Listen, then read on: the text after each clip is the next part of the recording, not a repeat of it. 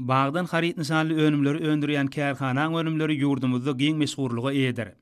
Türkmenistanyň senagaçylar we telekeçiler birleşmesiniň agdaty bolan bu hususy önümçilik kärhanasy Ahal welaýatynyň Akbuğday etrabynyň çägine döwlet tarapyndan bölünip berilen 3 hektar yer bölегine ýerleşýär. Yer gelenine bellesek bu kärhana guradylan iri imçileriň gaplama işlerinden başlamak bilen 2011-nji ýyldan bäri iş alyp barýar.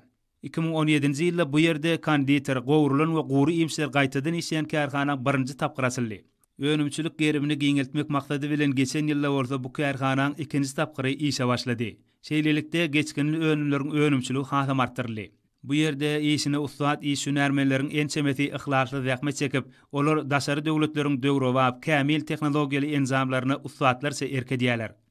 Arkada serdarly Bagtyar Ýasir ýylyna önümçilik ýokary depkinne we dürli görnüşlerde alınıp barlyp, esasan günnogor süýjülükleri, mekkejowan unundan taýarlanan önümler, guradylan çörek bölejikleri taýarlanýar. Hususan günnogor süýjülükleriniň arasynda köpleriň istegli süýjüleriniň bu ýerde 70den gowrak görnüşiniň öndürilýändigini bellemek ýakymlydyr.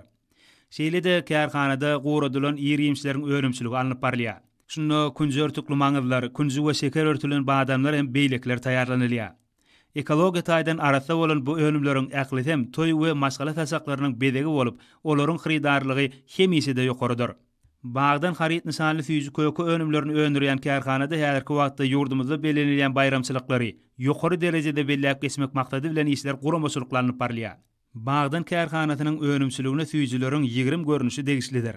Bu süýjülükler häzirki wagtda ýurdumyzyň äkli welaýatlarynyň sowda nokatlaryny el ýeterli bahalardan ugradylýar we daşary ýurtlara eksport ýoly goýlandyr.